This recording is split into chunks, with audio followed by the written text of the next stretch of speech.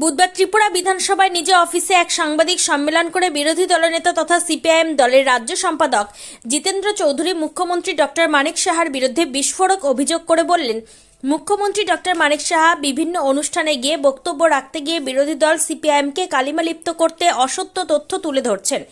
একজন মুখ্যমন্ত্রীর মুখ দিয়ে সেই সব অসত্য কথা মানায় না। সম্প্রতি খোয়াই জেলা বড়মুড়া পাহাড়ের পাদদেশে অনুষ্ঠিত এক যোগদান সভায় বক্তব্য রাখতে গিয়ে মুখ্যমন্ত্রী ডক্টর মানিক সাহা তৎকালীন 25 বছরের সিপিআইএম সরকারের আমলের ইতিহাস টেনে বলেছিলেন, সিপিআইএম সরকারের আমলে অনেক খুন হয়েছে, 1980 সালের দাঙ্গা মানুষ ভুলে যায়নি। তাছাড়া 7 মাসের অন্তঃসত্ত্বা এক গৃহবধূকে সিপিআইএম পার্টি অফিসে ডেকে নিয়ে তার পেটে বারবার লাথি মেরে তার সঙ্গে নির্মম অত্যাচার করেছিল। একজন মুখ্যমন্ত্রীর মুখে এসব অসত্য কথা মানায় না। সিপিআইএম সরকার সন্ত্রাসে বিশ্বাসী নয়। 2018 সালের পর থেকে ত্রিপুরায় বিজেপি সরকার ক্ষমতায় আসার পর সিপিআইএম কর্মীদের বাড়ি ঘরে অগ্নিসংযোগ করা হয়েছে। বিভিন্ন জায়গায় সিপিআইএম পার্টি অফিসে ভাঙচুর চালানো হয়েছে। ত্রিপুরার মানুষ তা সব দেখেছে। সন্ত্রাস বিজেপি সরকার করছে, সিপিআইএম সরকার নয়। বিরোধী দলনেতা জিতেন্দ্র চৌধুরী আরও বলেন, ত্রিপুরার জনজাতি ছাত্রছাত্রীদের মাতৃভাষা ককবরক ভাষায় রোমান স্ক্রিপ্টের দাবিতে ছাত্রছাত্রীরা আন্দোলন করছে আর মুখ্যমন্ত্রী ডক্টর মানিক সাহা এর বিরোধিতা করছে। বাংলাদেশের বর্তমান পরিস্থিতি নিয়ে বিরোধী দলনেতা জিতেন্দ্র চৌধুরী বলেন, বাংলাদেশে ইউনূস সরকারের শাসনকালে হিন্দুদের ওপর যেভাবে লাগামহীন সন্ত্রাস চলছে তা অবিলম্বে বন্ধ হওয়া উচিত। ত্রিপুরা থেকে বিক্রম কর্মকারের report, crime press, Bengal news. ভাবে তিনি রাজ্যের এই পলিটিক্যাল এক্সিকিউটিভদের মধ্যে সর্বোচ্চ। এটা শুধু মুখ্যমন্ত্রীকে পদকে হেয় করে না, এটা যে রাজ্যের সম্মানহানি হয়। একদিন কোন নাগরিক বলবেন যে মাননীয় মুখ্যমন্ত্রী কথাগুলো বলছেন, আপনি কোথেকে তথ্য পেলেন, কে আপনাদেরকে এই সমস্ত তথ্য যোগান দেয়? কাজেই মাননীয় মুখ্যমন্ত্রী আমাদের রাজ্যের সুনাম, সরকারের সুনাম রক্ষার্থী এবং সে পদের তার যে মর্যাদা এটা রক্ষার্থী তিনি তাকে যারা এই সমস্ত তথ্য সাপ্লাই করেন বিভিন্ন জায়গায় বলার জন্য, তিনি একটু সময় করে চিন্তা ভাবনা করবেন এবং রাজ্যবাসীকেও তার যে এই ভুলভাল বলা এটা যাতে ক্ষমার চোখে দেখেন, এই জন্যই কথাটা আমি অবতারণা করতে বাধ্য হচ্ছি। যেমন তিনি ইদানিংকালে যে সমস্ত অভিযোগ করছেন, তার শরিক দলের বিরুদ্ধে যুদ্ধ ঘোষণার পাশাপাশি কি বলছেন, 1980 জনের দাঙ্গা তার জন্য সবটাই দায়ী সিপিআই এবং সিপিএম এর আমলে নাকি প্রত্যেক দিন দুপুরে রাতে বিরতে খুন ধর্ষণ একেবারে লাগামহীন ভাবে ত্রিপুরাতে ছিল। এরপরে বলেছেন আগরতলা শহরের পাপাই সাহা হত্যাকাণ্ড, এর জন্যও দায়ী সিপিআইএম।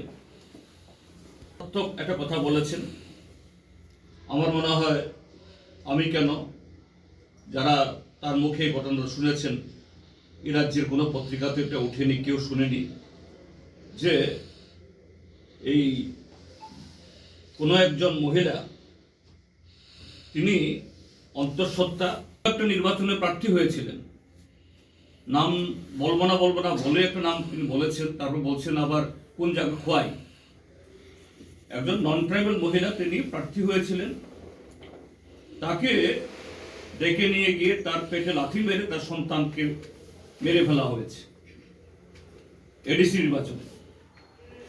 তারপর বলেছেন ভোটের আগে এবং ভোটের পরে লাগামহীন সন্ত্রাস হতো, শত শত বাড়ির ঘর পুড়িয়ে ফেলা হতো, দোকানপাট লুট হতো, পার্টি অফিস ধ্বংস করে দেওয়া হতো। এরপরে বলেছেন কংগ্রেসের সাথে যে সিপিআইএম বা বামেরা গত 2023 নির্বাচনে সিট সমঝোতা করেছে, এটা একটা অবৈধ জোট। তিনি এটার বৈধ অবৈধ কথা বলছেন, কোন যুক্তি জানি না। তারপরে বলছেন যে জিতেন্দ্র চৌধুরী সিপিআইএম এর নেতা, তিনি বিজেপি টিপ্রামথা জামেলার তত্ত্ব প্রচন্ড পরিশ্রম করছেন। একজন শাসক দলের সর্বোচ্চ নেতা হিসাবে, আবার রাজ্যের সরকারের যে মুখিয়া বা মুখ্যমন্ত্রী হিসাবে স্বাভাবিক, এটা তার অধিকার। এবং ত্রিপুরাজ্যের মধ্যে, ত্রিপুরাজ্যের রাজনীতিতে যে নতুন একটা পরিস্থিতি উদ্ভব হয়েছে, মাননীয় মুখ্যমন্ত্রীকে এবং তার দলকে এখন বিরোধী দলকে মোকাবেলা করার চাইতে তাদের যে দলের এই অভ্যন্তরে, যদিও এটা বাইরে সেরকমভাবে আসে না, কিন্তু ওনার কথাবার্তার মধ্যে মাঝে মধ্যে ধরা পড়ে যায় যে আমাদের মধ্যে কোনো বিরোধ নেই, বিবাদ নেই, আমাদের বন্ধুত্ব ভ্রাতৃত্ব একেবারে অটুট রয়ে গেছে, আপনাদেরকে ডেকে নিয়ে ফটো তোলাতে হয়। তার চেয়ে বেশি মারাত্মক হলো যে একই মন্ত্রিসভাতে আছেন, একই জুটি আছেন, কখনো বলেন ডাবল ইঞ্জিন, কখনো বলেন ট্রিপল ইঞ্জিনের জোট, একেবারে অত্যন্ত পাওয়ারফুল জোট। কিন্তু একই জোটে থেকেও যে শরিক দলের বিরুদ্ধে আঙুল তুলে গলা ফুলিয়ে একেবারে হুঙ্কার ওনাকে ছাড়তে হচ্ছে। আর এগুলি করতে গিয়ে সেখানে এমন কতগুলি কথা তিনি বলছেন, রাজনৈতিক প্রতিপক্ষের বিরুদ্ধে অবশ্যই বলবেন, কিন্তু একজন মুখ্যমন্ত্রী তো, তিনি সরকারের প্রধান, তিনি স্বরাষ্ট্র দপ্তরের মন্ত্রী, কাজেই সরকারের প্রধান, দলের অন্য নেতারা এরকম অনেক কিছুই বলেন, চামড়া তুলে নেবেন, চোখ তুলে নেবেন, এগুলি আমরা খুব বেশি হিসাব নিকাশ আমরা করি না। ঢুকে সুক্রাম দেববর্মাকে কিভাবে খুন করা হয়েছে, জনজাতি গোষ্ঠীর একজন, এবং সে সৎ ছিল, এবং জানা গেছে একজন সিপিএম এর ক্যাডার, তার ইশারাতে, এবং শুধু খুন করেননি, এবং শুধু উনাকে না, ওনার সহকারী যে ছিল তাকেও এই সদরের মধ্যে ঢুকে উনাকে এসডিএম কে খুন করেছেন। আপনারা ভুলে যাননি সেগুলো? মেরে হেঁটে হেঁটে আরামসে যাচ্ছে, কোনো সমস্যা নেই, সব আগের থেকে তৈরি আছে। এগুলো তো আমাদের মনে, আমরাও কিন্তু ভুলে যাই, আমরা এগুলো কিন্তু মনে রাখা প্রয়োজন। আমাদের 1982 সালে কৈলাস শহরে কংগ্রেস কর্মী, এই কংগ্রেসে এখন গিয়ে হাত মিলিয়েছে এই সিপিএম এর সাথে। দুঃখ হয়, উনাদের জন্য দুঃখ হয়। সেই কংগ্রেস কর্মী ভগবতী বসাককে পুরো পরিবার, পুরো ফ্যামিলিকে আগুন দিয়ে পুড়িয়ে মেরেছে বন্ধুগণ। এবং আমাদের টিএমসি ত্রিপুরা মেডিকেল কলেজের আপনারা আন্দোলন আপনারা জানেন, কংগ্রেসের মাধ্যমে সেটা হয়েছিল, এবং সেখানে পুলিশের গুলিতে পাপাই সাহাকে খুন করা হয়েছিল, আপনারা সবাই জানেন। এখনো মাঝে মাঝে ফটোগুলো যদি দেখেন, কি নির্মমভাবে যারা আন্দোলনে ছিল তাদেরকে কিভাবে পিটিয়েছে, মেরেছে তৎকালীন সময়ের পুলিশ, আপনারা সবাই জানেন বন্ধুগণ। আপনারা এটাও জানেন যে আমাদের যে অলোক দেব, উনি কি করেছেন, ভারত মাতা কি জয় এই কথা বলেছেন ছাত্র যুব মোর্চার নেতা অলোক দেব, এবং সে যেহেতু ভারত মাতা জয় এই কথাটা বলেছেন, মুখের মধ্যে এই ক্যাডার বাহিনী তার মুখের মধ্যে প্রস্রাব করে দিয়েছেন জাস্টিমাদিন, এবং প্রস্রাব করে দিয়ে বলেছেন তুমি ভারত মাতা কি জয় বলেছ, এই কারণে তোমার মুখটাকে শুদ্ধ করার জন্য আমি প্রস্রাব করলাম আমরা। আপনারা চিন্তা করুন এই অবস্থা ওনার ছিল। আজকে আপনারা যদি পুষ্প কাপালির কাহিনী যদি আপনারা শুনেন, গায়ে কাটা দেবে। 7 মাসের অন্তঃসত্ত্বা পুষ্প কাপালি, তাকে পার্টি অফিসে ডেকে নিয়ে তার পেটে বারবার লাথি মেরেছে, আর আজকে ওরা গণতন্ত্রের কথা বলে। এবং সেখানে কারণ কি, সে বিজেপির টিকেটে নির্বাচনে লড়েছিল, সেই কারণে তার সেখানেই গর্ভপাত হয়। এবং তাকে কতটুকু মানে অত্যাচার করলে, এই যে নৃশংসভাবে তাকে যেভাবে তারা অত্যাচার করেছে সবাই জানেন।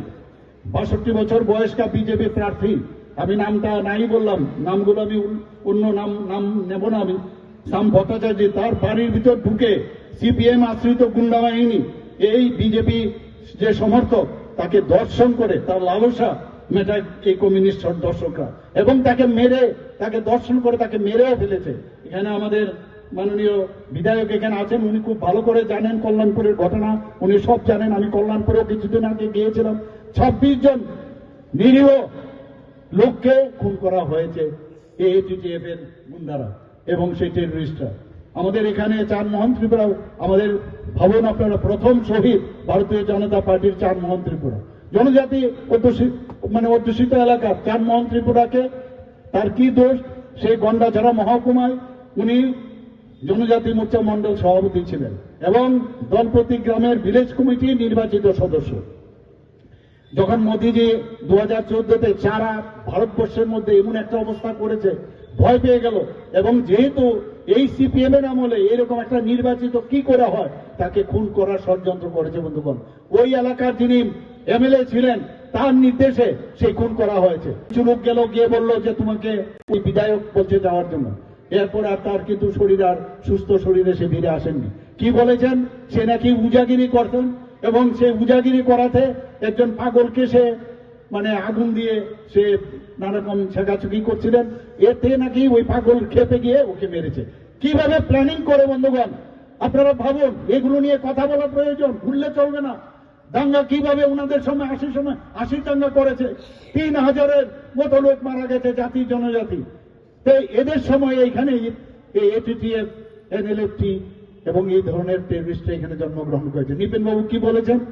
যে আমি যদি জনজাতি হতাম তাহলে আমি উগ্রপন্থী হতাম। আপনাদের মনে আছে? আর কি অবস্থাটা ছিল নর্থ ইস্টার্ন জোনে, ত্রিপুরাতে কি অবস্থাটা ছিল? আর মাননীয় প্রধানমন্ত্রীজি এবং আমাদের গৃহমন্ত্রীজি এবং আমাদের ত্রিপুরা সরকার মিলে ওরা যে সৃষ্টি করেছে, সেই সৃষ্টিগুলোকে আমরা তাদের মূল স্রোতে আমরা ওনাদেরকে ফিরিয়ে এনেছি।